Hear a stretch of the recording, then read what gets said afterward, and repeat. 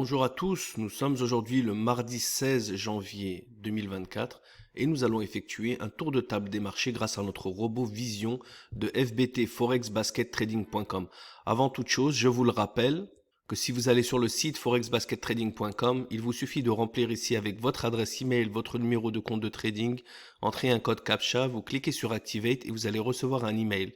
Dans cet email, vous recevrez le login, donc l'adresse email codée que vous pourrez entrer lorsque vous aurez installé le robot. Pour le télécharger, il suffit de cliquer ici sur la version MT4 ou la version MT5 et puis ensuite, une fois installé, vous cliquez sur F7, vous entrez votre adresse email ici, vous cliquez sur OK et puis vous êtes bon pour pouvoir utiliser le robot gratuitement pendant 72 heures.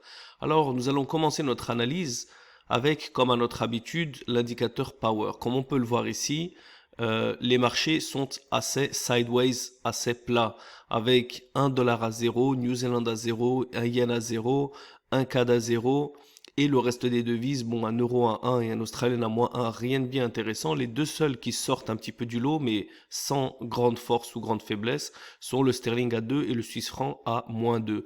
On les a mis tous les deux ici sur l'indicateur Matrix pour essayer de comprendre un petit peu leur historique et on confirme que le franc suisse est absolument plat dans les alentours de -1, 0, -0,5, donc rien de bien intéressant. Et le sterling qui est aux alentours des 2, entre 2 et 3, également rien de bien vraiment intéressant parce que on voit très bien qu'il ne rentre pas dans les zones bleues ici qui sont les zones de force ou les zones de faiblesse. On va quand même faire un petit tour de table du sterling pour voir ce qu'il en est. Comme on peut le voir visuellement, de toute manière, on a potentiellement que deux opportunités, une contre le australienne et une contre le suisse. Et de toute manière, si on va sur le suisse, on verra que c'est la même chose. On en aura simplement une contre l'australienne également et une contre le sterling. Donc vraiment une journée ici un petit peu calme et on verra un petit peu ce qui va se passer plus tard dans la journée. On est mardi, les marchés sont en train de se préparer et on le sait très bien, c'est surtout en milieu de semaine que les choses se passent. On est déjà au milieu du mois. 16 janvier, donc potentiellement on va avoir des opportunités, mais de toute manière il faut savoir être patient. Alors faisons notre petit tour de table ici, on va voir. Donc on a un euro qui est à 1, un sterling à 2, donc les deux sont en position de force, bien que cette force ne soit pas très prononcée, et on voit très bien que les marchés sont vraiment là dans un range, avec des résistances qui sont très proches, des supports qui sont très proches, et un rectangle ici qui est de petite taille, d'accord, avec une hauteur assez petite. Les marchés se cherchent et on voit même que ça retrace. Donc un euro sterling à laisser de côté. Sterling australienne, voilà, c'est l'une des deux seules paires ici qui montre de l'intérêt. On a une bonne tendance long terme, bonne tendance court terme. On a une lock ici qui est à peu près respectée, une lock qui avait été respectée, qui vient ensuite retracer un petit peu plus bas, et une troisième lock ici qui est très très bonne, avec des prix qui viennent rebondir ici juste au-dessus de la médiane, et la quatrième lock qui est bien respectée ici, avec les prix qui rebondissent sur la fermeture de cette lock et qui viennent taper la résistance. Donc on peut dire qu'on est potentiellement entre du 5 étoiles, 5 étoiles et demi. Pourquoi? Parce qu'on a la première étoile de la tendance long terme et court terme. On a les supports et les résistances qui sont assez régulières, qui continuent de monter avec un petit retracement ici, mais d'une manière générale, on est toujours bon. On a la troisième étoile avec les locks qui sont à peu près respectés, même si on a une troisième lock qui est plus basse, mais ce n'est pas la dernière, et puis ensuite ça remonte directement et les locks sont respectés. Encore une fois, si on avait une log bien plus basse et que celle-là avait été complètement perdue, on ne lui aurait pas attribué le point. Mais ce n'est pas le cas. On voit très bien que même si on avait ouvert à ce moment-là, on a un retracement qui n'est pas du tout dangereux. Donc, on a une confirmation que la tendance veut se continuer. Quatrième étoile avec le breakout. On a l'étoile bonus avec les plus hauts des graphiques. Et on n'a pas encore la GMT7 pour confirmer ça. C'est pour cette raison qu'on est sur du 5 étoiles. 5 étoiles et demie potentiellement, parce qu'on a eu déjà la sixième étoile grâce au plus haut des graphiques, l'étoile bonus.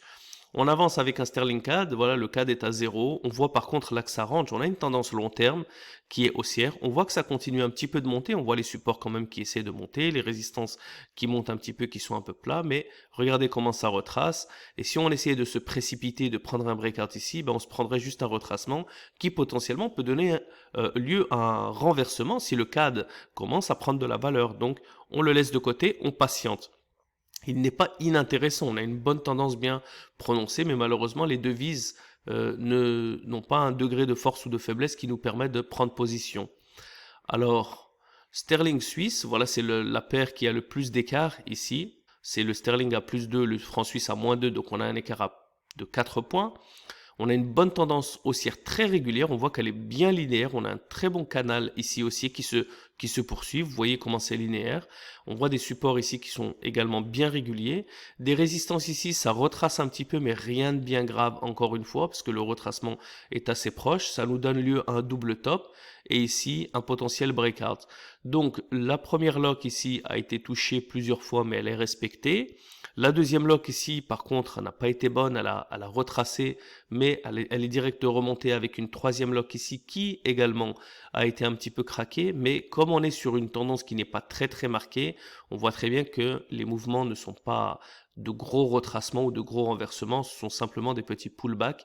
Et puis les prix continuent quand même de taper des plus hauts comme on peut le voir ici, avec la dernière lock ici qui est respectée ici, vu que les prix viennent rebondir sur sa médiane. C'est la seule paire qui est vraiment intéressante. Voilà, on est sur également du 5 étoiles, parce qu'on perd un petit peu avec les résistances, on perd un demi-point également avec les locks ici, mais on gagne le point supplémentaire avec les plus hauts des graphiques et le breakout en même temps. Donc un sterling suisse qui est intéressant, mais malheureusement rien d'autre, parce que on regarde ici, voilà le sterling yen, les supports redescendent. Là, on a deux supports qui sont plus bas que le précédent, donc là on est vraiment sur une phase de retracement, même sur les résistances, donc rien d'intéressant. Le sterling New Zealand, on avance. Voilà, le sterling New Zealand, lui par contre, il est à 0 et on peut voir, voilà, il y a un petit peu du mal avec les résistances, mais on tape un plus haut. Les supports également sont descendus un petit peu, mais il retape un plus haut. On est sur un breakout. Si le New Zealand venait à s'affaiblir un petit peu, on aurait une bonne opportunité sur le sterling, à voir ce qui se passe. Le dollar par contre est vraiment très choppy. Là, on peut très bien voir qu'il n'y a pas de tendance à long terme et à court terme non plus. On voit que les prix montent aussi et puis d'un coup ils viennent retaper les plus bas au lieu d'aller viser les plus hauts potentiellement, parce que le rectangle il est sur les plus hauts du graphique. Donc lui par contre il est complètement inintéressant, on le laisse de côté. Donc encore une fois, c'est vraiment la force du RoboVision, c'est qu'il nous force à être patient. Parce que l'une des grandes erreurs de certains oscillateurs, c'est qu'ils vont vous donner des opportunités même quand il n'y en a pas. L'une des grandes erreurs de certains scripts et certains robots, c'est qu'ils vont vous donner des opportunités tous les jours. On voit ça beaucoup sur d'autres vidéos sur Internet, sur YouTube, 10 signaux par jour, 20 signaux par jour. Et ce n'est pas une question de quantité, c'est vraiment une question de qualité si on veut être trader rentable à long terme. Si on vise la quantité, on va passer une partie du mois ou de la semaine à accumuler du profit, l'autre partie du mois à le perdre et la troisième partie à essayer de récupérer ce qu'on a perdu. Si cette perte est supérieure au profit qu'on avait fait initialement, là encore on est vraiment sur du revenge trading. Ce n'est pas le cas de cette stratégie, je vous le rappelle. On est sur une partie de patience, une deuxième partie de patience, une troisième partie d'attaque lorsque toutes les étoiles sont alignées, lorsque les corrélations sont bonnes, lorsque le multi-time frame analysis avec les tendances long terme et court terme sont bonnes, lorsque les supports et les résistances nous donnent quelque chose de fiable, lorsque les locks nous confirment que les marchés sont en phase de bloquer les traders qui sont à l'opposé de cette tendance, lorsque le breakout est en phase de nous confirmer ça, en plus avec un petit bonus avec une GMT7 qui vient craquer au niveau de la résistance ou rebondir au niveau de la dernière lock, et encore une fois le petit bonus encore supplémentaire lorsqu'on a un breakout au niveau des graphiques des plus hauts ou des plus bas. Donc toute cette analyse, je le rappelle, Rubik's Cube en 3 dimensions qui va nous donner la force des devises les unes entre les autres, c'est quelque chose qu'on ne trouve nulle part ailleurs parce qu'il y a trop un gros focus d'une devise simplement contre une autre, ce qui forme une paire de devises. Par exemple, on pourrait faire une analyse. Aujourd'hui, on a un bon sterling suisse, on va rentrer sur le sterling suisse. Peu importe si l'analyse est bonne, au niveau statistique, au niveau mathématique, on reste sur du 50-50. 50% de chances que notre position soit gagnante si les marchés continuent de monter, 50% de chances que notre position devient perdante si les marchés vont à l'opposé de notre position. Lorsqu'on met toutes les chances de notre côté grâce au basket trading, statistiquement déjà, on est en phase à mettre le plus de chances de notre côté, parce que si on va ouvrir 4, 5 ou 6 paires de devises, il faut vraiment que la grande majorité d'entre elles nous donnent en perte. Mais vu que la corrélation déjà nous montre que potentiellement cette devise elle est en force ou cette devise elle est en faiblesse contre toutes les autres, ce qu'on appelle strong ou weak across the board, bien déjà on met les chances de notre côté de manière statistique. En plus de ça, ce n'est pas simplement de voir une devise qui est forte, mais il faut qu'elle soit forte contre les autres qui sont faibles. C'est pour ça que si on a une devise qui est forte et que toutes les autres sont à zéro, on ne va pas avoir d'analyse technique parce que tout simplement le reste des marchés sont sideways, donc ce ne sont pas les meilleures conditions. En plus de ça, grâce à l'indicateur matrix, on va voir l'historique de cette devise pour confirmer qu'elle a une tendance suffisamment prononcée et une force ou une faiblesse qui s'est maintenue dans le temps pour pouvoir justement encore nous donner plus de chances de notre côté, de chances statistiques, de chances calculées pour que les breakouts et que les locks supplémentaires viennent s'ajouter en notre faveur.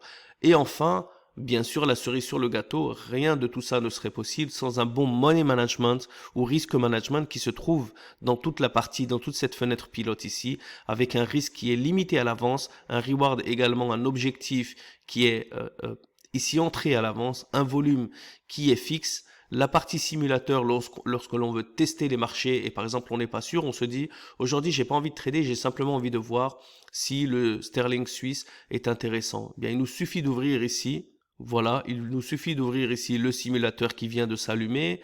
On fait par exemple un achat sur le sterling suisse, on sait très bien que notre stratégie c'est une stratégie de basket et qu'on n'a pas envie de trader, on se dit j'ai simplement envie de savoir ce qui va se passer. Voilà, j'ouvre cette position, je vois, je la monitore.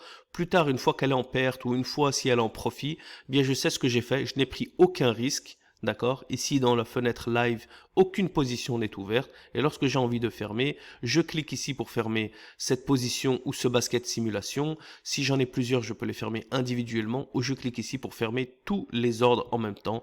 Donc ici, on va le fermer.